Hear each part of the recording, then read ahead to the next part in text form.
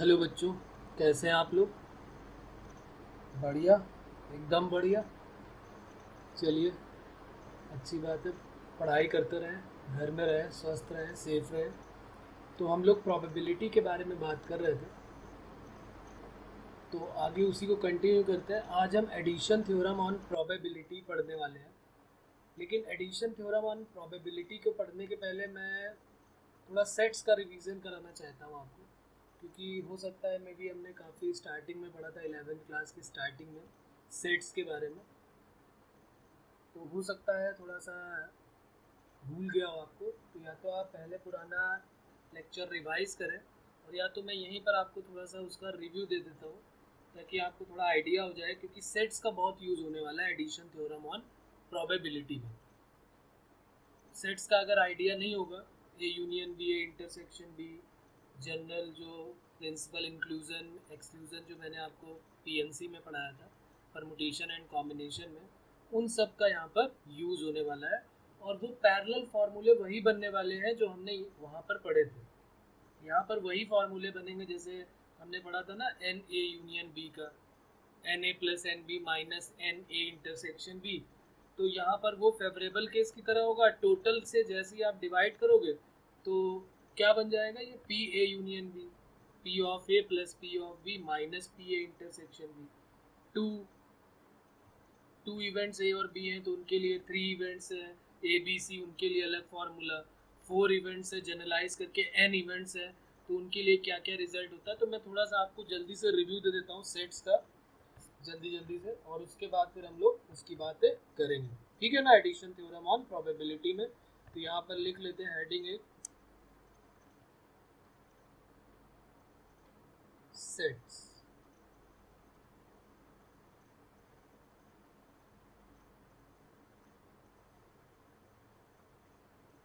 ये रिवीजन, एक हल्का सा रिव्यू ले लेते हैं सेट्स का, कि सेट्स क्या है। उसके बारे में तो बात हम करेंगे नहीं, हम सीधे उनका जो हमने फॉर्मूले पढ़े थे उनको जल्दी जल्दी से रिवाइज कर लेते हैं।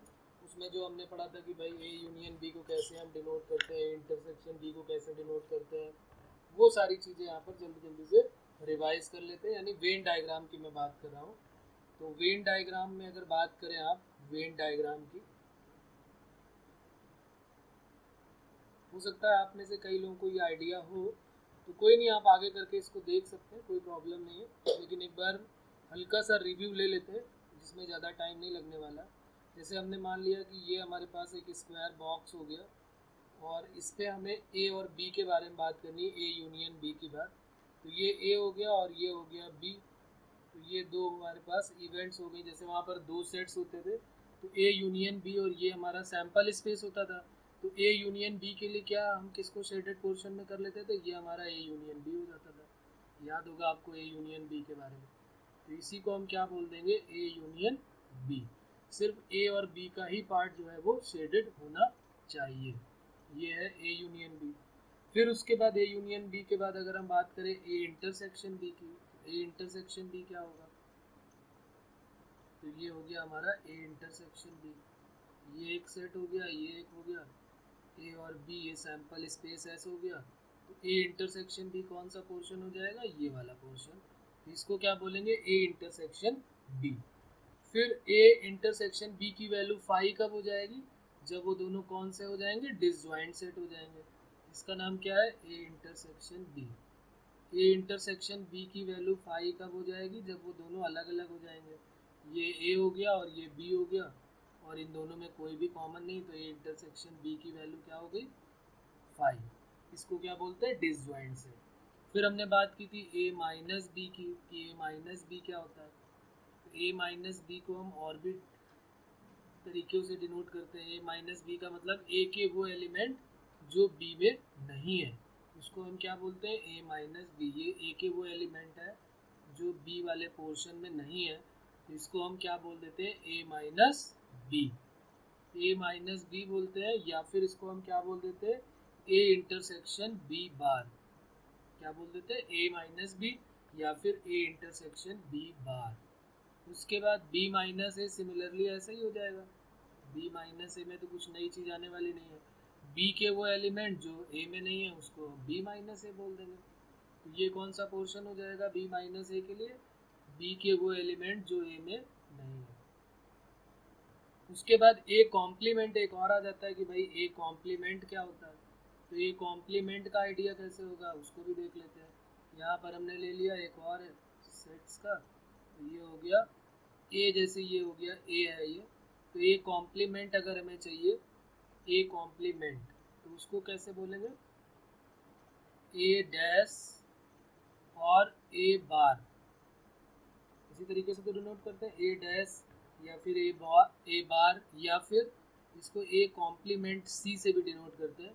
कौन सा पोर्शन ए कॉम्प्लीमेंट का मतलब होता है, ए को छोड़ के जितना भी सैंपल स्पेस का पार्ट है, जितना भी टोटल पार्ट है ए को छोड़ करके वो सारा का सारा शेडेड होना चाहिए। ए को छोड़ के, इस बात का ध्यान रखना है कि ए को हटा के बाकी सारा का सारा पोर्शन शेडेड होना चाहिए, ए नहीं होना चाहिए। तो ए को छोड़ के ये हो गया, इसको क्या बोल देते हैं यू माइनस ए, इसकी वैल्यू क्या होती है यू माइनस ए। यू के वो एलिमेंट, ये अगर हम इसको यूनिवर्सल ले लें तो यू बोल दो, सैंपल स्पेस ले लो तो एस बोल दो या यू बोल दो, कुछ भी चलेगा, कोई प्रॉब्लम नहीं है। सेट्स की लैंग्वेज में तो एस बोल देते हैं, सॉरी प्रोबेबिलिटी में तो सैंपल स्पेस हो जाता है। अब आगे अगर बात करें ए कॉम्प्लीमेंट के बाद अगर हम बात करते हैं तो एक और है यहाँ पर, उसके बारे में बात कर लेते हैं। जैसे ये हमारे पास है ए इंटरसेक्शन बी का बार, ये ए है और ये बी है। ए इंटरसेक्शन बी, ये बीच वाला पार्ट हुआ, तो ए इंटरसेक्शन बी का बार, ए इंटरसेक्शन बी का बार क्या, ये डिमॉर्गन्स लॉ भी इसको बोलते हैं, ए बार यूनियन बी बार, ए के बाहर और यूनियन बी के बाहर, और उसका भी यूनियन ले लेना हमको। तो इसका मतलब ये सारा का सारा पोर्शन जो है वो शेडेड हो जाएगा ए इंटरसेक्शन बी के बार में। इंटरसेक्शन को आप छोड़ दीजिए तो बाकी सारा का सारा जितना भी पोर्शन है, आप इंटरसेक्शन को बस छोड़ दीजिए तो ये सारा का सारा पोर्शन जो है वो शेडेड हो जाएगा। बात क्लियर हो रही है? ये सिर्फ ए इंटरसेक्शन बी वाला पार्ट आप छोड़ दीजिए, तो इसको हम क्या बोलते हैं, इसको हम बोलते हैं डिमॉर्गन्स लॉ। ये क्या है, डिमॉर्गन्स लॉ है, डिमॉर्गन्स, इसकी भी जरूरत बहुत पड़ने वाली है, De Morgan's law. A intersection B का बार एक और होती है, उसको क्या बोलते हैं, जैसे ये ए इंटरसेक्शन बी है, एक और होता है ए यूनियन बी का बार, ए बार इंटरसेक्शन ए बार, बल्कि इसको चलिए मैं अलग से फिर से लिख देता हूँ, ए यूनियन बी का बार का क्या मतलब है, इसको इसके नीचे नहीं लिखते, ये दोनों डिमॉर्गन्स लॉ बन जाएंगे, इसको यहाँ पर बना देता हूँ मैं।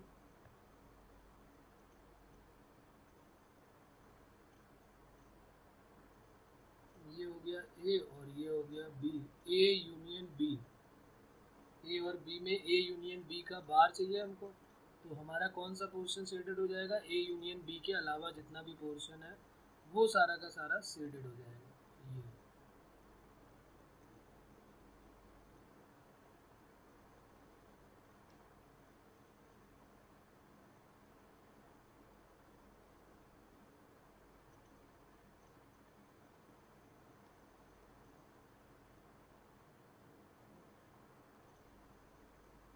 ये हमारा पोर्शन जो है वो शेडेड हो जाएगा। इसको क्या बोलेंगे, ए यूनियन बी का बार, ए यूनियन बी के बाहर का जितना भी पार्ट है, ये बार को मैं बार बार वहाँ पर बता भी चुका था, ए यूनियन बी का बार क्या होता है, ए बार इंटरसेक्शन बी बार। तो ये भी डिमॉर्गन्स लॉ है और ये भी डिमॉर्गन्स लॉ है, दोनों का खास हमें ध्यान रखना है। ए सबसेट बी का क्या मतलब है, ये भी हम बात कर लेते हैं यहाँ पर, वैसे वहाँ पर हमने बात की थी ये सारी की सारी। ये ए हो गया और ये हो गया हमारा बी, तो इसको हम क्या बोल देंगे, अच्छा ये तो हो गया बी सबसेट ए, यानी बी जो है वो ए के अंदर है, बी जो है वो ए के अंदर है, बी सबसेट ए होगी। तो इस तरीके से हमने वहाँ पर जो है वेन डायग्राम पढ़ा हुआ था, एक तो उसकी बात कर लेते हैं, एक दूसरा हम लोग कर लेते हैं प्रिंसिपल ऑफ इंक्लूजन एक्सक्लूजन के बारे में बात कर लेते हैं। तो लिख लेते हैं, हेडिंग अपनी क्या हो जाएगी, प्रिंसिपल ऑफ, ये हमने पढ़ा था शुरू में, principle of inclusion and exclusion, principle of inclusion and exclusion, ये क्या है इसके बारे में बात करते हैं थोड़ी सी। और ये वही है जो परमुटेशन कॉम्बिनेशन में हमने पढ़ा था, ये वही पार्ट है पूरा का पूरा, कुछ भी नया नहीं है, और उसी से सारे फॉर्मूले बनने वाले हैं इस प्रोबेबिलिटी के। तो ये हमने अभी सेट्स में भी किया था, और फिर हमने इसको परमुटेशन कॉम्बिनेशन में भी काफ़ी अच्छे से किया हुआ है। इसका एक जनरल फार्मूला जो है, पहले अगर 2 सेट्स हैं, फॉर 2 सेट्स या 2 इवेंट्स अब यहाँ पर हो जाता है, तो वो हो जाता है P A union B. Sorry, अगर हम सेट्स की बात करें, प्रिंसिपल ऑफ इंक्लूजन एक्सक्लूजन की बात करें, तो फिर हम इसको पी नहीं बोलेंगे, अभी हम क्या बोलेंगे, एन ए यूनियन बी। क्या हो जाएगा, N A plus n B minus N A intersection B. 2 events के लिए क्या हो जाएगा, इसको हम डिवाइड कर देंगे, एन एस से डिवाइड कर देंगे, एन ए यूनियन बी को एन एस से, एन ए को एन एस से, एन बी को एन एस से, और एन इंटरसेक्शन बी को सबको टोटल से डिवाइड कर देंगे, तो ये बस प्रोबेबिलिटी बन जाएगा। तो कुछ भी नया पार्ट यहाँ पर ऐड नहीं है, ये सारा का सारा पार्ट हम पहले कर चुके हैं, कोई नई चीज़ नहीं है। ये फार्मूला नंबर 1 हमने पढ़ा था।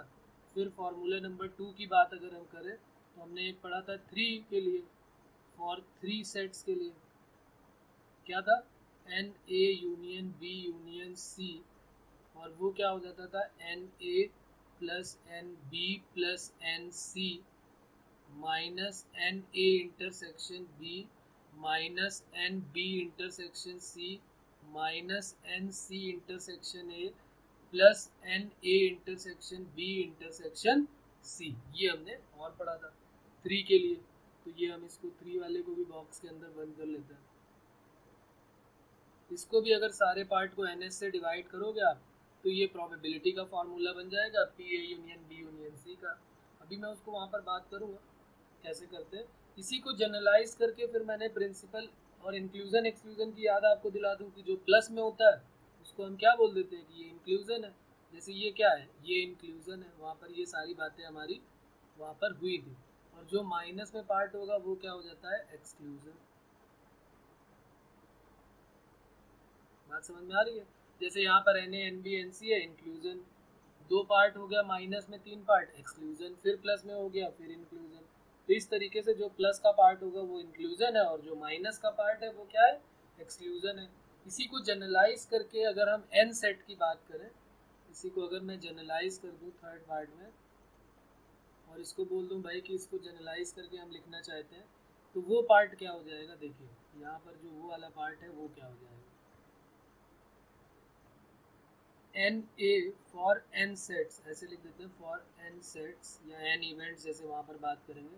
तो N A one union A two union A three union A three union A four up to dash dash union A n. अगर इसकी बात करोगे आप तो क्या बन जाएगा ये एन ए।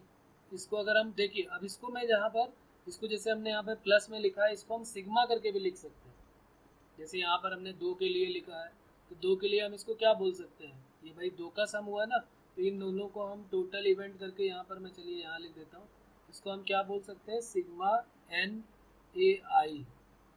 ठीक है ना, सिग्मा एन ए आई का मतलब क्या हुआ, हमने 2 को प्लस कर दिया, एन ए वन ए आई लिखा है, या ए और बी लिख दो, तो 2 है इवेंट, तो ए और बी दोनों प्लस हो जाएंगे, minus N A intersection B, तो ये है ये।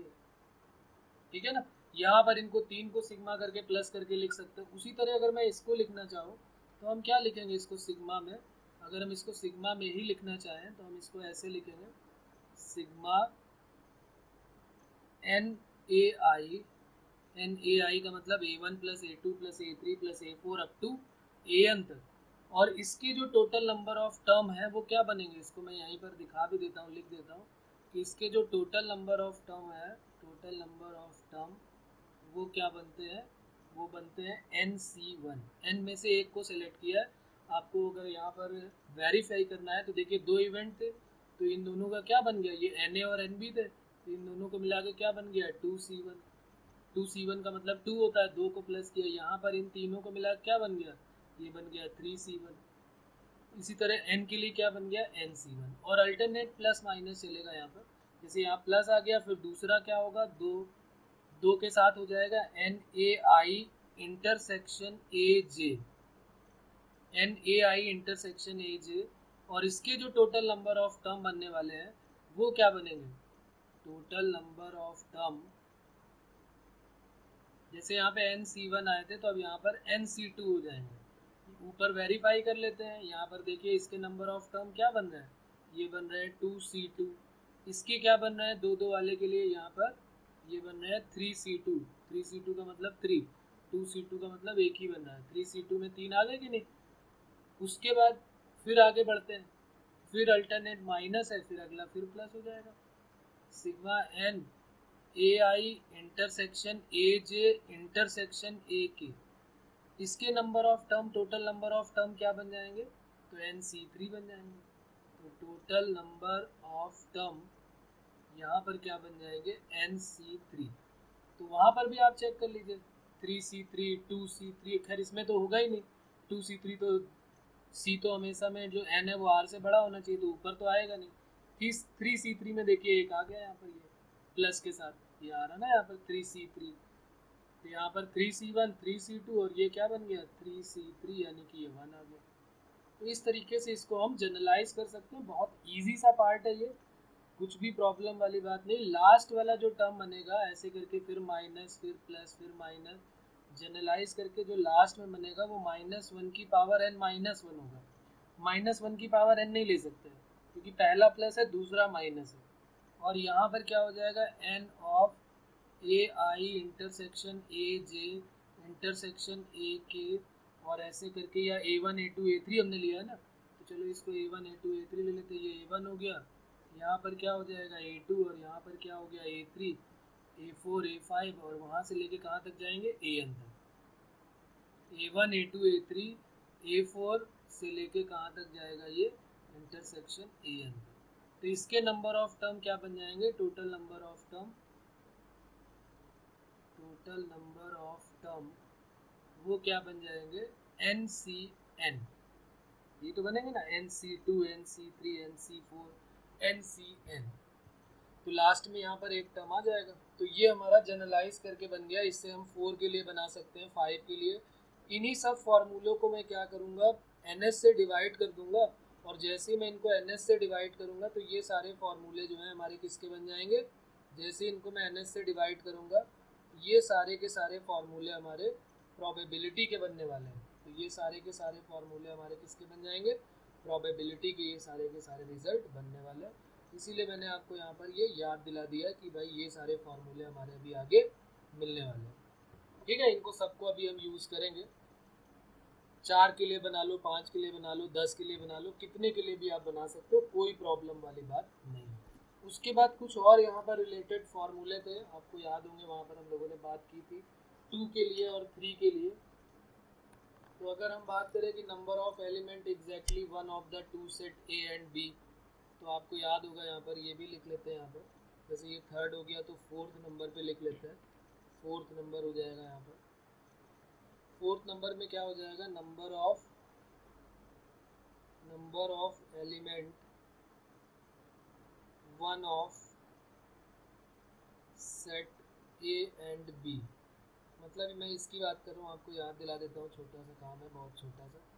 कह रहा number of element one of set A and B exactly, बल्कि यहाँ पर लिख लेते हैं एलिमेंट एग्जैक्टली।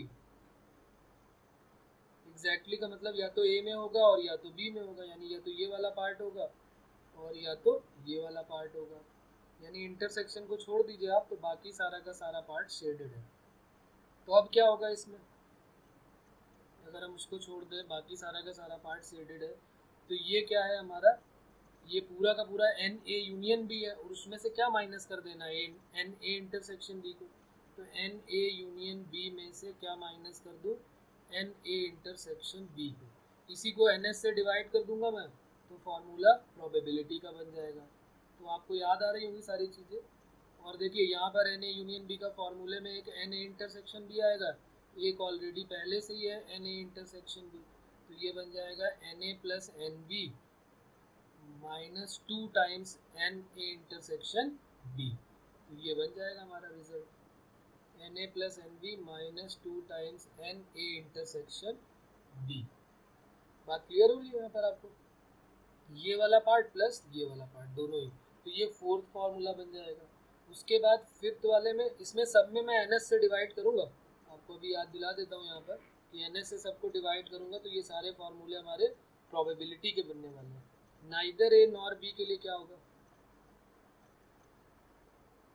इसी 2 सेट के लिए नाइदर ए नॉर बी के लिए बात करोगे तो टोटल में से हम किसको माइनस कर देंगे। जैसे यहाँ पर हम बात करें कि टोटल यहाँ पर ये ए है और ये बी है, ना तो ए में हो और ना ही बी में हो, यानी ए बी को छोड़ के बाकी सारा का सारा पार्ट शेडेड हो, ये वाला का सारा का सारा, ये वाला सारा का सारा पार्ट शेडेड होना चाहिए, ना तो ए में हो और ना ही बी में हो। इस बात का हमको ध्यान रखना। तो अब इसमें कौन सा पार्ट हो जाएगा, यहाँ पर ना तो ए में हो और ना बी में हो, तो एन यू, ये अगर यू हम मान लेते तो एन यू में से हमने क्या माइनस कर दिया है, एन यू में से एन ए यूनियन बी को माइनस कर दिया है। वहाँ पर मैं आपको याद दिलाऊंगा कि एन यू का मतलब वहाँ पर सैंपल स्पेस है, टोटल मतलब NS है, और अगर टोटल से डिवाइड करोगे तो 1 हो जाएगा। तो होने की और ना होने की दोनों का प्रोबेबिलिटी का सम क्या हो जाता है, 1। आपने पढ़ा भी होगा कि होने की और प्लस ना होने की, तो वो यही मतलब है। अभी हम वहाँ पर बात करेंगे, अभी तो हम जस्ट याद दिला रहे हैं बेटा ये भी कोई चीज़ है जो हमने 2 सेट्स के लिए और 3 सेट्स के लिए भी पढ़ी थी, वो सेट हम अभी केवल रिवाइज कर रहे हैं और कुछ नई चीज़ नहीं है। 6 नंबर में क्या हो जाएगा बेटा, अगर हम n A union B union C की बात करें तो वो तो अभी हम ऊपर लिख चुके हैं कि एटलीस्ट ए और बी और सी के लिए होता है। तो N A union B plus B union C, मतलब N A union B union C का जो फार्मूला अभी हमने ऊपर लिखा है उसी का यूज़ करेंगे। लेकिन अगर उसने कह दिया exactly one of set A B and C, तो ये एक नया हो जाएगा result, N exactly one of set capital A B and C. तो इसका क्या हो जाएगा फॉर्मूला, ये भी हम लोगों ने वहाँ पे बात की थी कि अगर एक ही में रहे, तो इसको जरा मैं यहाँ पे बना के आपको दिखा देता हूँ, या चलिए यहाँ पे फॉर्मूला लिख देता हूँ। यहाँ पे फॉर्मूला हम लोगों ने जो वहाँ पर लिखा था वो था n A plus n B plus n C minus 2 times n A intersection B plus n B intersection C plus n C intersection A, और ये ब्रैकेट यहाँ पर क्लोज हो जाएगा, plus 3 times n A intersection B, ये n को अंदर ही रहना था, बाहर आ गया ये, चलो अंदर n, 3 times n A intersection B intersection C. ये फॉर्मूला वहाँ पर हम लोगों ने पढ़ा हुआ है। तो ये एक इम्पॉर्टेंट रिजल्ट है जो हमें वहाँ पर रिवाइज करना है और हमें देखना है कि वो वहाँ पर कैसे हुआ था। अगर इसको मैं वेन डायग्राम से आपको बताऊँ तो वेन डायग्राम में हमने कैसे इसको पढ़ा था, जैसे मान लीजिए हमारे पास 3 सेट्स हैं ए बी और सी, तो ये क्या कहना चाहते हैं, 3 सेट्स ए बी और सी अगर है तो थोड़ा बड़ा बना लेते हैं, ये हमारे पास ए हो गया, ये बी हो गया और ये सी हो गया। ए बी और सी के बारे में बात हो रही है। Exactly one of the set A B and C का मतलब आप समझ रहे हो, एग्जैक्टली ए में हो या फिर बी में हो और या फिर सी में हो। एग्जैक्टली का मतलब यही है, या तो ए में है या तो बी में है और या तो सी में है, मतलब कॉमन नहीं है। एग्जैक्टली का मतलब सिर्फ या तो ए में है तो बी और सी को टच नहीं करना है हमको, बी में है सी में है। तो इसीलिए यहाँ पर फॉर्मूला क्या लगाया गया, n A plus n B plus n C, तीनों को ऐड किया गया। तो जब तीनों को आपने 3 बार ऐड किया तो हमें क्या चाहिए, यही तीनों अलग अलग पार्ट चाहिए, तो हमें उसमें से कुछ माइनस करना पड़ेगा ना। तो N A intersection B double time add हो गया, ये देखो ना, अगर हम 3 बार ऐड कर रहे हैं तो N A plus n B plus n C में ये तीनों पार्ट आ गए, तो हमने 2-2 पार्ट करके एन ए इंटरसेक्शन बी को माइनस कर दिया।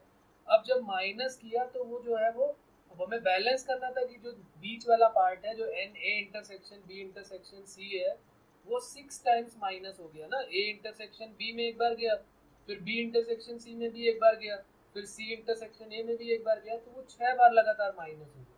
तो उसको प्लस किया हमने 3 टाइम्स करके, तो बैलेंस करने के लिए हमने इसको 3 times n A intersection B intersection C में बात की हुई है। ये सारी बातें हम लोगों ने सेट्स में बहुत अच्छे से की हुई है। आप एक बार अपना नोट्स जो है वो रिवाइज कर लेंगे तो ज़्यादा बढ़िया रहेगा। ये तो मैंने एक क्विक रिव्यू दे दिया है ताकि आपको बिल्कुल अलग सा ना फील हो, उसके लिए मैंने आपको जल्दी से एक फार्मूला याद रखने के लिए बोल दिया है। इनको हम सबको पी से मतलब प्रोबेबिलिटी का फार्मूला बनाएंगे, NS से डिवाइड करेंगे और ये सारे के सारे फार्मूले प्रोबेबिलिटी में एज इट इज डिक्टो उठ के आ जाएंगे और वो सारे ही यूजफुल है हमारे लिए, जेई के लिए भी और बोर्ड लेवल के लिए भी। तो इसलिए ये करना बहुत ज़रूरी है, इसीलिए मैं इस पर ज़्यादा फोकस कर रहा हूँ और आपको एक बार रिवाइज करा देता हूँ। बात क्लियर हो रही है बच्चों? तो यहाँ तक ये हो गया 6 वाला पार्ट। अब ले लेते हैं 7th पार्ट में। तो 7th पार्ट में हमने पढ़ा था, जैसे हमने एग्जैक्टली पढ़ लिया, अब 7 में हम लिख देते हैं n ब्रैकेट में at least 2 of set A, B and C। Exactly 2 of set, वहाँ ऊपर पढ़ा था एग्जैक्टली 1 ऑफ, अब यहाँ पे at least 2 of set A, B and C। At least का मतलब हो गया या तो कम से कम 2 में आए और 2 के साथ, मतलब 2 में तो आए ही और साथ में अगर 3 में भी आ जाए तो भी चलेगा। यानी हम यहाँ पर अगर इसको पहले चलिए फार्मूला में लिख देता हूँ। फार्मूला यहाँ पर क्या बन जाएगा, हम क्या करेंगे, NA इंटरसेक्शन B को ऐड करेंगे, B इंटरसेक्शन C को ऐड करेंगे, C इंटरसेक्शन A को ऐड करेंगे। तो 3 बार करके ये 2 बार करके ये सारे ऐड हो गए और उसमें से हम 2 टाइम्स माइनस कर देंगे NA intersection B intersection C। तो ये हमारा इसका फॉर्मूला बन जाएगा।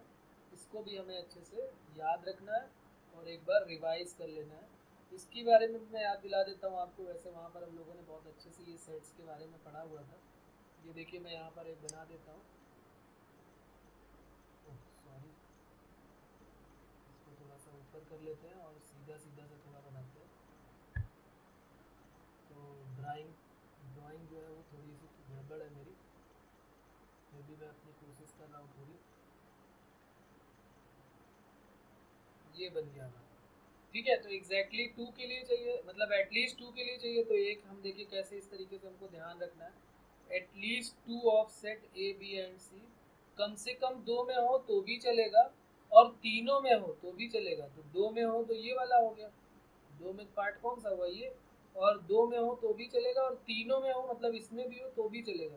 तो ये पूरा का पूरा पार्ट हमें चाहिए। तो इन्होंने क्या किया, A इंटरसेक्शन B को ऐड किया तो एक बार ये आ गया, B इंटरसेक्शन C को ऐड किया तो ये आ गया, फिर C को किया तो ये जो है वो 3, ये जो अंदर वाला पार्ट है वो 3 बार आ गया इंटरसेक्शन पार्ट वाला। तो हमें तो सिर्फ एक ही बार चाहिए था, तो हमने 2 बार जो वहाँ पर प्लस होके आ गया उसको 2 बार बैलेंस करने के लिए यहाँ पे माइनस कर दिया। बात समझ में आ रही कि नहीं आ रही? 3 बार ऐड हो गया था, हमें तो सिर्फ एक ही बार चाहिए था, तो इसलिए यहाँ पर हमने इसको ऐसे कर लिया। बात समझ में आ रही है? तो ये हो गया 7th पार्ट। 8th पार्ट और लिख लेते हैं। 8th पार्ट में क्या है, 8th पार्ट में क्या था, जैसे हमने एटलीस्ट 2 के लिए लिया है, अब exactly 2 of set A, B and C ले लेते हैं। n ब्रैकेट में exactly 2 of set A, B and C। तो अब ये तो बहुत इजी हो गया, इसको मुझे बताने की खैर ज़रूरत खास नहीं है, समझदार लोग हैं कि एग्जैक्टली 2 के लिए चाहिए तो मतलब ये वाला पोर्शन, ये वाला और ये वाला ही चाहिए, ये अंदर वाला नहीं चाहिए हमको, जो तीनों में है वो नहीं चाहिए। तो हमें जैसे वहाँ पर हमने बैलेंस करने के लिए 2 किया था, क्योंकि वहाँ पे 1 हमें चाहिए था, तो अब तीनों को माइनस कर दो, बात खत्म हो जाएगी। तो क्या हो जाएगा, NA intersection B plus NB intersection C plus NC intersection A और minus of 3 times NA intersection B intersection C। तो ये हो जाएगा हमारा अगला वाला पार्ट। तो ये बन गया लास्ट वाला जो हमारा था, इस टाइप से हम इसको याद रखेंगे।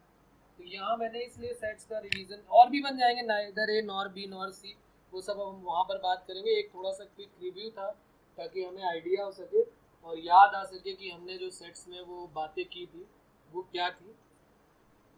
तो वो थोड़ा सा हल्का सा रिव्यू देने के लिए था, बाकी और कुछ नहीं था।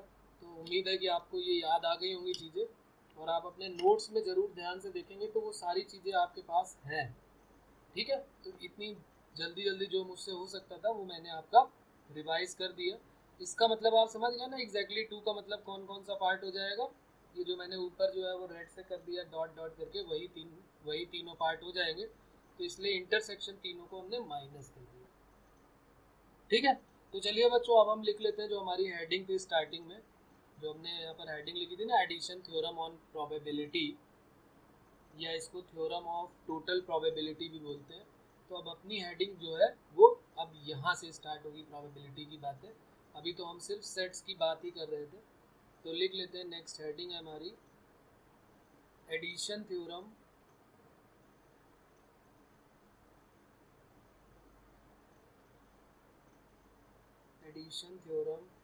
ऑन प्रोबेबिलिटी, या तो ये लिख सकते हैं और करके इसको लिख सकते हैं theorem of total probability, theorem of total probability, theorem of total probability.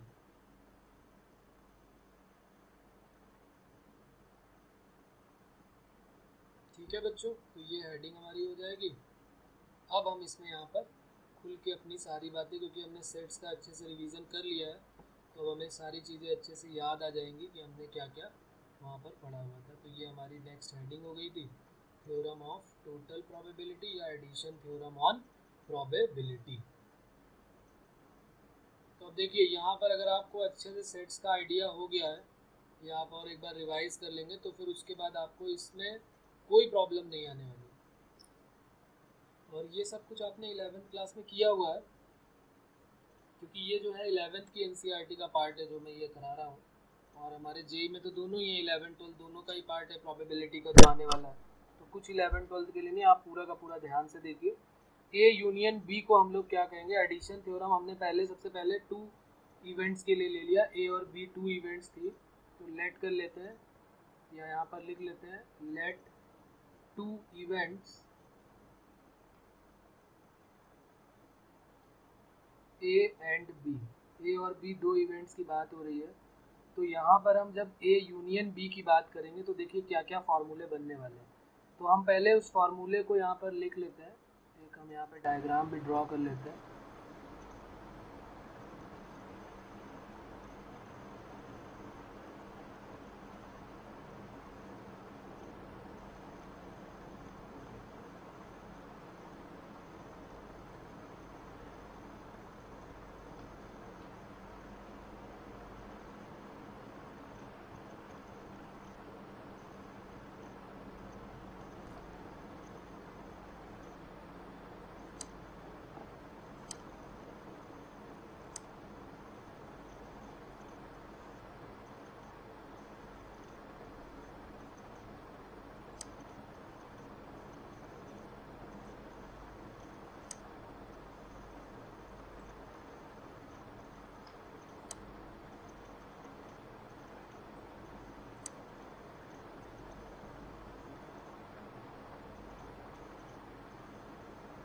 ये हमने एक ले लिया। अब हम दूसरा एक और ले लेते हैं, सर्कल।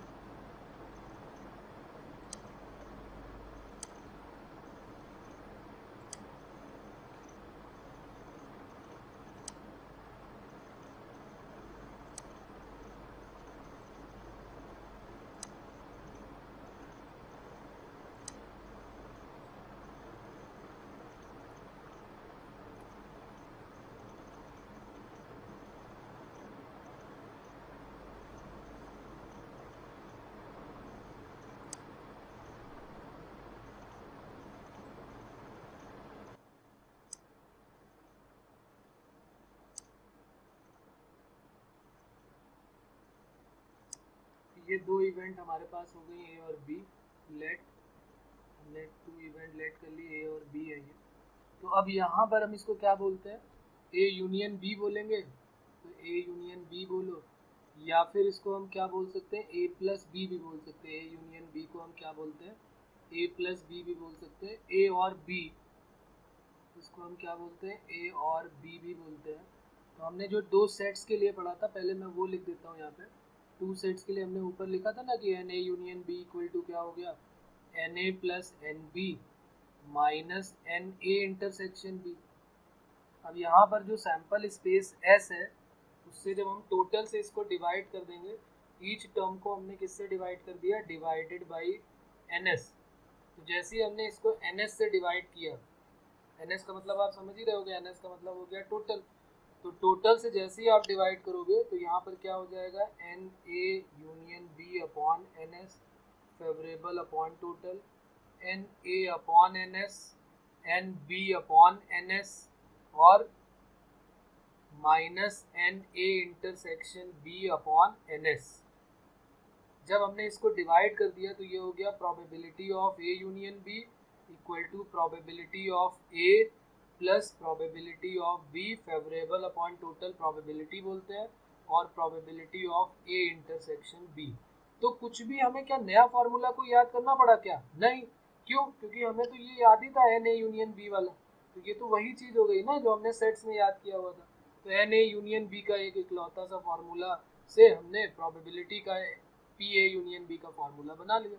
तो इसी से बना के जैसे मैंने वहाँ सेट्स में कई सारे फार्मूले बनाए थे, उसी तरह मैं यहाँ पर भी आपको कई सारे फार्मूले बना के दिखाने वाला हूँ।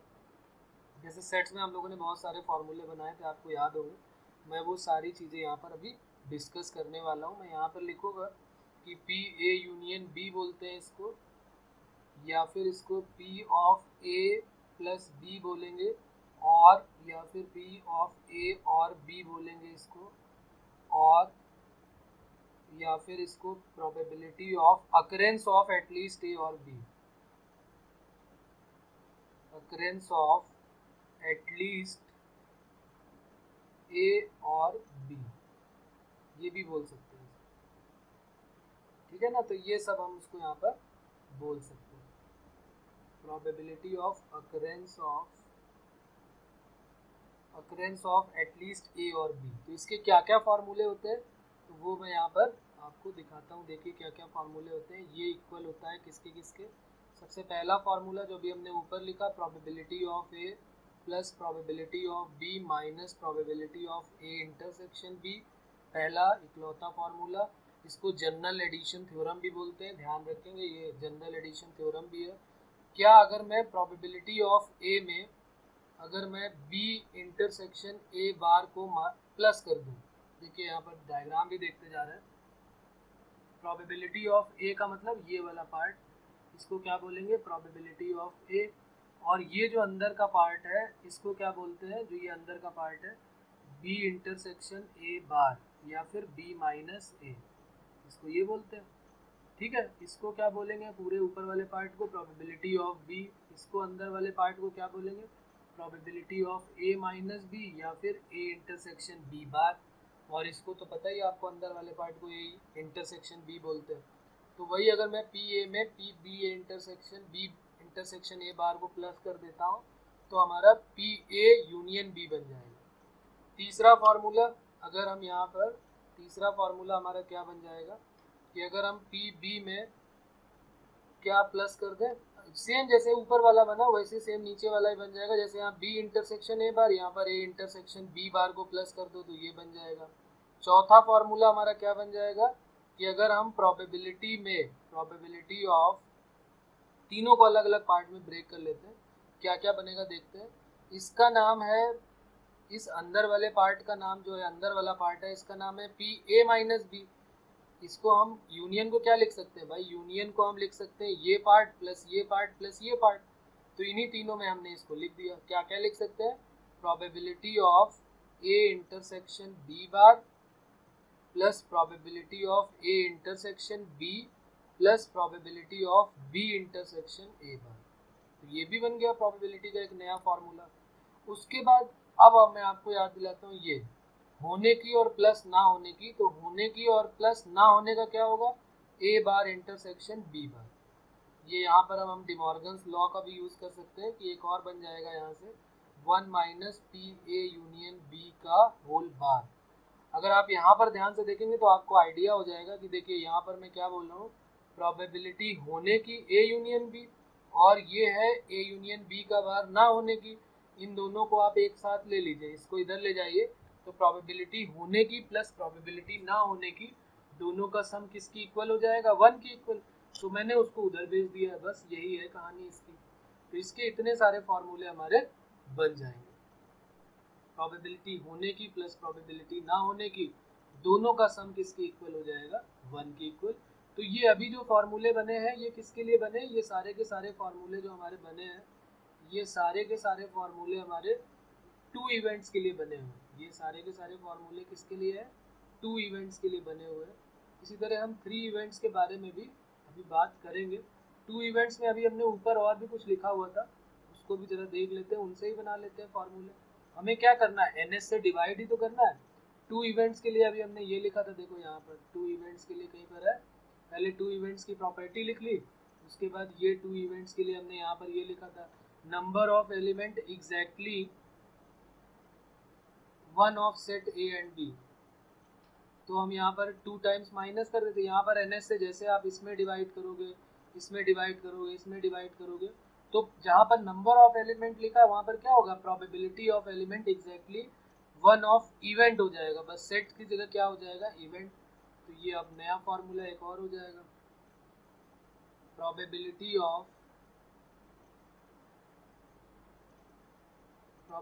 ऑफ एनी टू इवेंट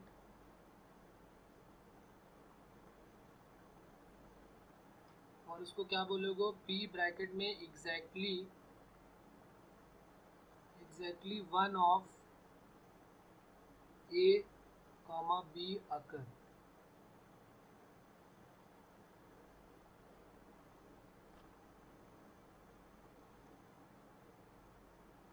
तो इसका क्या वहां पर लिखा था n A plus n B plus n C, मतलब इसको अगर हम इस तरह भी लिखना चाहें तो भी बात क्लियर है कि P A intersection B bar plus B intersection A bar, ऐसे भी बोल सकते हो। और यह वहाँ पर जो लिखा था उसको हम एन एस से डिवाइड कर देंगे तो क्या बन जाएगा, probability of A plus, actually में प्रोबेबिलिटी ही गिवन रहेगी ए और बी की, तो ये फार्मूला हमारी ज़्यादा मदद कर पाएगा।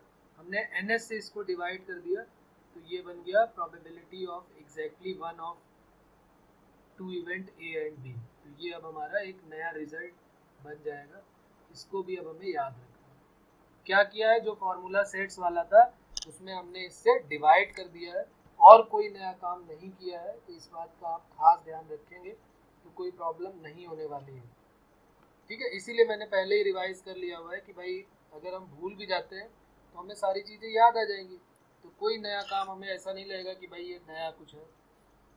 और भी कुछ याद आ रहा है, अगर हमने कह दिया exactly one of event A, जैसे यहाँ पर हम इसको ये भी तो लिख सकते थे, इसको यहाँ पर और भी तो लिख लो, ए यूनियन बी में से क्या माइनस करना था, ए इंटरसेक्शन बी, क्योंकि ऑप्शन तो कैसे भी आ सकता है ना। तो फिर अगर इस टाइप का आ गया तो फिर हम इसको भी लिख लेंगे कि भाई हमें ये भी पता है, ये मत सोचिए आप कि मुझे ये नहीं पता है, ये भी मुझे पता है, आप ऐसा बोल सकते हो। उसके बाद अगर उसने कह दिया कि भाई P ब्रैकेट में A happen but B does not happen, P bracket में लिख लेते हैं A हैपन, A हो रहा हो but B does not happen, but B does not happen, but B does not happen. तो इसमें क्या हो जाएगा, यहाँ बी बट लगा हो या फिर यहाँ पर एंड लगा हो, दोनों का मीनिंग सेम है। P A intersection B bar की बात हो रही है, P A intersection B bar का मतलब समझते हैं आप, अभी हम लोगों ने यहाँ पे बात की थी, P A intersection B bar, यही तो लिखा हुआ है, ये है P A intersection B bar, यानी ये वाला पार्ट, जो ये वाला पार्ट है हमारा, ये ए हो रहा हो लेकिन बी ना हो रहा हो, तो उसके लिए हम कैसे निकालते हैं, ये यहाँ लिखा हुआ भी है कि ये इसको और इंटरसेक्शन दोनों को प्लस कर दो तो P A intersection B bar आ जाता है, तो पी ए में पी ए इंटरसेक्शन बी को माइनस कर देते हैं, तो exactly equal to P A minus P A intersection B, P A plus P A minus P A intersection B, अगर माइनस कर दिया तो वो सिर्फ पी ए माइनस बी की वैल्यू आ जाएगी।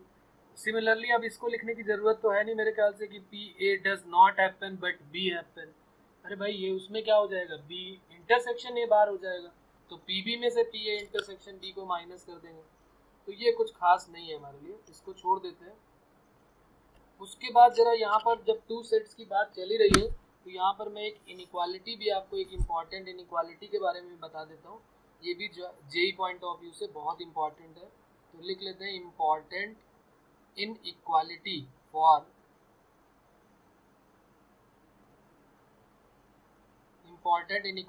for PA इंटरसेक्शन B, इस पे बेस्ड भी क्वेश्चन आए हुए हैं, इम्पॉर्टेंट है, तो खास ध्यान इसका रखना है, आपकी खास तवज्जो चाहिए यहाँ पर, शायराना अंदाज में अगर मैं बोलूँ तो। ठीक है ना। तो आप इसको इनइक्वालिटी को बिल्कुल एकदम अच्छे से फीड कर लें अपने माइंड में।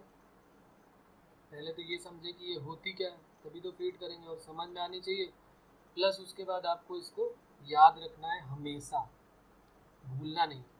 तो इम्पॉर्टेंट इनइक्वालिटी ऑफ, हमने लिख लिया important inequality for P A intersection B. तो देखिए ये क्या है, यहाँ पर ये कहा जा रहा है कि ए इंटरसेक्शन बी की जो वैल्यू है वो किसके किसके मिड में लाई करेगी, मतलब उसकी मिनिमम और मैक्सिमम वैल्यू की बात हो रही है। तो अगर दो के केस की बात हो रही है तो दो केस क्या क्या पॉसिबल है, जरा मैं उनके बारे में पहले बात करता हूँ। आप मेरी बात समझ गए ना कि इनइक्वालिटी का मतलब क्या है। ए इंटरसेक्शन बी के बारे में बात होगी कि इसकी मिनिमम वैल्यू क्या होगी और मैक्सिमम वैल्यू क्या होगी। मतलब जैसे मैं कह दूं कि X lies between A and B, तो वो ए और बी क्या होंगे वो यहाँ पर पूछा जा रहा है कि मतलब ए इंटरसेक्शन बी की सबसे कम वैल्यू क्या हो सकती है और सबसे ज़्यादा वैल्यू क्या हो सकती है। सबसे कम वैल्यू क्या हो सकती है और सबसे ज़्यादा वैल्यू क्या हो सकती है, दोनों के बारे में बात कर रहे हैं। तो देखिए यहाँ पर क्या क्या केसेस पॉसिबल है, मैं आपको वहाँ पर लेके चलता हूँ तो आपको क्लियर होगा कि यहाँ पर क्या क्या केसेस पॉसिबल है। हमने ले लिया एक ये कि भाई एक जो है वो सेट जो है वो एक ये हो गया, एक उसके अंदर लाई कर रहा है, तो ऊपर वाले का नाम ए रख लिया, ये अंदर वाले का नाम ए और दूसरे वाले का नाम बी रख, किसी को भी रख लो, कोई प्रॉब्लम वाली बात नहीं, आपकी मर्जी है, आप कुछ भी रख लें। हमें सिर्फ केसेस देखने हैं कि क्या क्या केसेस पॉसिबल है। एक तो ये अंदर बाहर हो जाए, बी अंदर ए बाहर या ए अंदर बी बाहर, उसका कोई फ़र्क नहीं पड़ता। एक ये केस पॉसिबल है कि ए और बी दोनों अलग अलग हो जाए, ये भी तो है। और उसके बाद एक तीसरा केस जो हम अपना फॉर्मूले में यूज़ करते हैं कि ए और बी का जो है वो कुछ पार्ट जो है वो कट कर रहा है, तो उससे हमें इंटरसेक्शन बी का आइडिया हो जाता है। ये वाला पार्ट हो गया ए इंटरसेक्शन बी। यहाँ पर ए इंटरसेक्शन बी की वैल्यू 0 हो जाएगी। यहाँ पर क्या होगी, यहाँ पर कह रहा है ए बिकम सबसेट ऑफ बी, इसका मतलब आप समझते हैं ना, ये क्या लिखा है, ए बिकम सबसेट ऑफ बी। ए जो है वो सबसेट ऑफ बी है, ठीक है, यानी कि बी के अंदर ए लाई कर रहा है। हो सकता है ऐसा भी केस हो कि ए बाहर हो और बी अंदर हो, उसका कोई खास फर्क नहीं पड़ने वाला।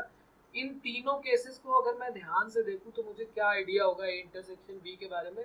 देखिए नेगेटिव का तो कोई चांस नहीं, डेसिमल का कोई चांस नहीं है, हम शुरू से पढ़ते आ रहे हैं कि जो प्रोबेबिलिटी है वो 0 से 1 के मिड में लाई करती है। हमको शुरू से जब 9th क्लास में प्रोबेबिलिटी पढ़ाई गई, मैंने भी बेसिक से बिल्कुल स्टार्ट किया, तो मैंने यही बताया कि इसकी वैल्यू 0 से 1 के मिड में रहती है, 0 इम्पॉसिबल के लिए।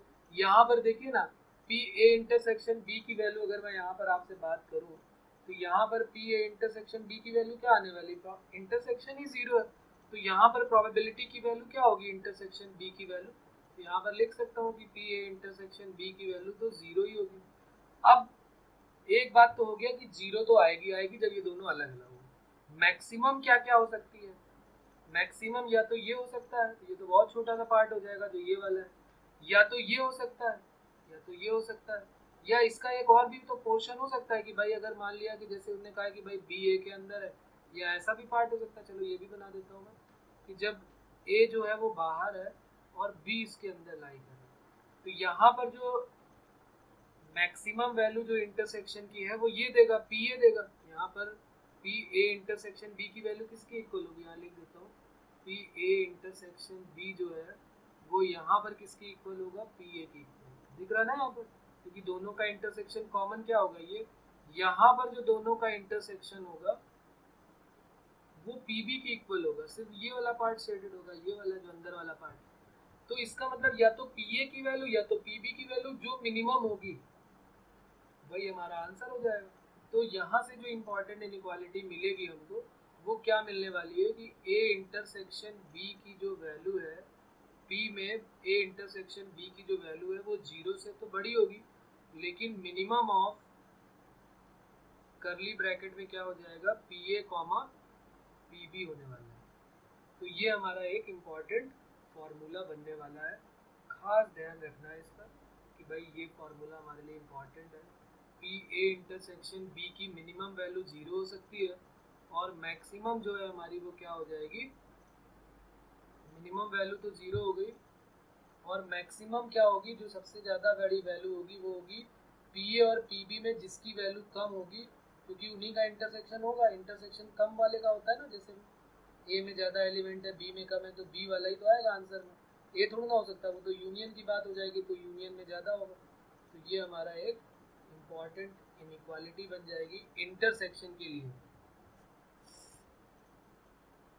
भाई इंटरसेक्शन हमको चाहिए, तो हम यही तो कोशिश करेंगे कि ज़्यादा से ज़्यादा कितना पार्ट जो है वो दोनों में कॉमन है।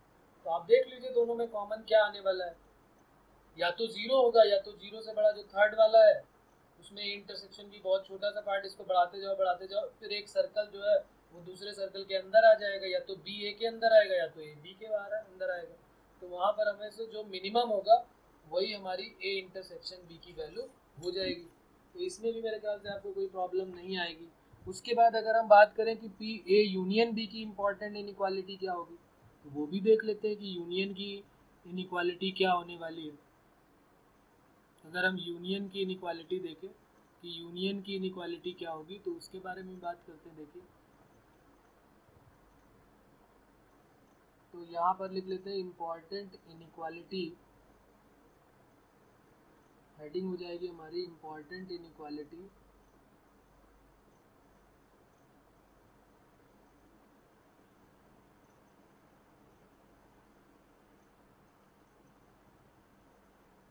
For P A union B. जैसे हमने ए इंटरसेक्शन बी के लिए लिया, वैसी important inequality for P A union B के बारे में बात करते हैं कि इसके लिए क्या होगा। आप तब तक सोचिए, मैं बताता हूँ फिर आपको क्या हो सकती है, फिर आप सोचिएगा और बताइएगा कि आपका आंसर सही है कि नहीं। जो यहाँ बताया जा रहा है वही आ रहा है, आपका वही भी है कि दूसरा कुछ आ रहा है। आप एक बार सोचो कि ए यूनियन बी की सबसे कम वैल्यू क्या हो सकती है और सबसे ज़्यादा वैल्यू क्या हो सकती है। सबसे ज़्यादा वैल्यू क्या हो सकती है ए यूनियन बी की, और वही केस आने वाले, वो जो 4 केस ऊपर हम लोगों ने बनाए थे वही 4 केस नीचे भी बनने वाले हैं। उनको भी मैं यहाँ पे बना देता हूँ कि एक तो होगा जब ए और बी में ए जो है वो बी के अंदर हो, ये ए हो गया और ये हो गया बी, या हो सकता है बी जो है वो अंदर हो ए बाहर हो, एक ऐसा भी केस हो सकता है। ये बी हो गया, सॉरी ये ए हो गया और ये बी हो गया, ऐसा भी हो सकता है। भाई दोनों तो सेम कर नहीं सकते, तो ये हो गया, एक ऐसा केस भी हो सकता है।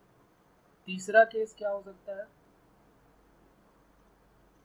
तीसरा केस हो सकता है कि दोनों ही अलग अलग रखे हुए हैं, एक यहाँ पर ए है और यहाँ पर बी है। चौथा केस क्या हो सकता है कि जब दोनों का इंटरसेक्शन हो रहा हो, एक ये हो रहा है और एक इसी के साथ। मतलब एक बात ये आपको समझ में आनी चाहिए कि पहले सर्कल दोनों बाहर अलग अलग थे, फिर उस सर्कल के पहले वाले को फिक्स कर दिया, रोक दिया, दूसरे को खिसकाना चालू किया। खिसकाना मतलब उसकी तरफ हमने रोटेट करना चालू किया, और उसके बाद कुछ ऐसा आया कि दोनों का इंटरसेक्शन हो गया, फिर धीरे धीरे करके वो दूसरा वाला सर्कल पहले वाले सर्कल के अंदर चला गया। तो इस तरीके से ये 4 केसेस बन जाएंगे। हमें यूनियन का मतलब हमें ज़्यादा से ज़्यादा एरिया बाउंड करना है। यूनियन का मतलब आप सबको पता ही है कि यूनियन का मतलब क्या होगा, ज़्यादा से ज़्यादा एरिया चाहिए। भाई इसमें यूनियन क्या होगा, अगर मैं यहाँ पर बात करूँ तो इसमें यूनियन ये वाला हो जाएगा, इसमें यूनियन क्या होगा, ये वाला पूरा का पूरा पार्ट हो जाएगा, इसमें यूनियन में ये वाला पार्ट होगा प्लस ये वाला पार्ट होगा, और इसमें यूनियन में ये पूरा का पूरा पार्ट शेडेड हो जाएगा। तो हमें सबसे कम वैल्यू क्या मिलने वाली है, हमें देखना है कि मिनिमम क्या होगा और मैक्सिमम क्या होगा, ये सोचना है। तो सबसे कम क्या होगा ये हमको देखना है, सबसे कम क्या होगा और सबसे ज़्यादा क्या हो सकता है, सबसे कम क्या होगा और सबसे ज़्यादा क्या होगा, ये हमारा सोचना काम है। तो सबसे कम क्या होगा पहले उसके बारे में सोचते हैं। तो देखिए यहाँ पर भी सबसे ज़्यादा दिख रहा है, यहाँ पर भी ज़्यादा दिख रहा है। इन्हीं दोनों में कुछ बातें हो सकती है कि हो सकता है ए और बी में जो ज़्यादा बड़ा होगा, जैसे यहाँ पर जो पी ए यूनियन बी की बात हो रही है, वो पी ए यूनियन बी जो है उसमें पी बी की इक्वल है, और यहाँ पर जो है वो पी ए यूनियन बी किसकी इक्वल है, पी ए की इक्वल है। तो इन दोनों में चाहे इसकी बात करो या इसकी बात करो, इनमें से जो ज़्यादा होगा ए और बी में जो ज़्यादा होगा वो हमारी सबसे मिनिमम वैल्यू देने वाला है। तो यहाँ पर मैं लिख देता हूँ कि ये वैल्यू क्या हो जाएगी, P A probability of A comma probability of B, और करली ब्रैकेट के अंदर होंगे ये दोनों, और यहाँ हमें लिखना पड़ेगा मैक्सिमम ऑफ। क्यों, इन दोनों में जो ज़्यादा होगा वही तो प्रोबेबिलिटी की यूनियन की जो है वो मिनिमम वैल्यू देने वाला है। सबसे कम यही होने वाला है ए यूनियन बी की वैल्यू। या तो पी ए होगा या तो पी बी होगा, यहाँ साफ साफ दिख रहा है। यहाँ पर तो हमें पी ए यूनियन बी ही लिखना है। यहाँ पर क्या आ जाएगा, यहाँ पर हम लिखेंगे कि इन दोनों में अगर हम बात करें कि इसकी बात करो या इसकी बात करो, तो इन दोनों में इसकी सबसे ज़्यादा हो रही, जिसको मैं ये कर रहा हूँ, ये वाली सबसे ज़्यादा हो रही, तो इसका मतलब P A plus P B हो जाए। तो कुछ लोग बोलेंगे कि भाई P A plus B B कर दो, यहाँ पे इसको पी ए कर दो और प्लस पी बी कर दो, सबसे ज़्यादा बड़ी वैल्यू तो यही देने वाला है, इससे ज़्यादा बड़ी वैल्यू तो कोई देगा ही नहीं। तो फिर यहाँ पर उनका जवाब कभी कभी तो सही हो जाएगा, लेकिन मैक्सिमम केसेस में गलत हो जाएगा। अब गलत क्यों हो जाएगा वो आप सोचिए ज़रा, क्यों गलत हो जाएगा, क्योंकि यहाँ तो साफ साफ दिख रहा है कि पी ए और पी बी को ऐड कर दो तो ये बन जाएगा भाई।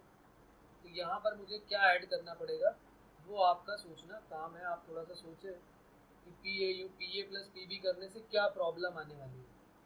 देखिए मैं आपको बता देता हूँ क्या प्रॉब्लम आएगी। सपोज करिए पी ए की वैल्यू जो है वो 0.5 है या 0.9 है और पी बी की वैल्यू जो है वो 0.8 है। तो जब आप इन दोनों को प्लस करोगे तो ये तो 1 पॉइंट कुछ समथिंग हो जाएगा, 1.7 हो जाएगा। तो क्या किसी भी प्रोबेबिलिटी की वैल्यू, ये बात तो प्रोबेबिलिटी की हो रही, तो क्या किसी भी प्रोबेबिलिटी की वैल्यू 1 से ज़्यादा हो सकती है क्या? तो हम यहाँ पर क्या ऐड कर देंगे 1। तो इन दोनों में P A plus P B या 1 में जो कम होगा, P A plus P B या 1 में जो कम होगा, जो मिनिमम होगा, वो वैल्यू देगा, मैक्सिमम वैल्यू देगा पी ए यूनियन बी की। मेरे ख्याल से अब आपको ये सारी बातें, इनइक्वालिटी से इम्पॉर्टेंट जो केसेस था वो आपको समझ में आ गया होगा कि इम्पॉर्टेंट इनइक्वालिटी हमें ध्यान रखनी है कि ए यूनियन बी की क्या होगी और ए इंटरसेक्शन बी की क्या होगी। ठीक है, बात क्लियर हो रही है यहाँ तक? तो यूनियन और इंटरसेक्शन की बात समझ में आ गई कि यूनियन का क्या मतलब होगा और इंटरसेक्शन का क्या मतलब होगा। यूनियन और इंटरसेक्शन की इनइक्वालिटी हमारे लिए इम्पॉर्टेंट है।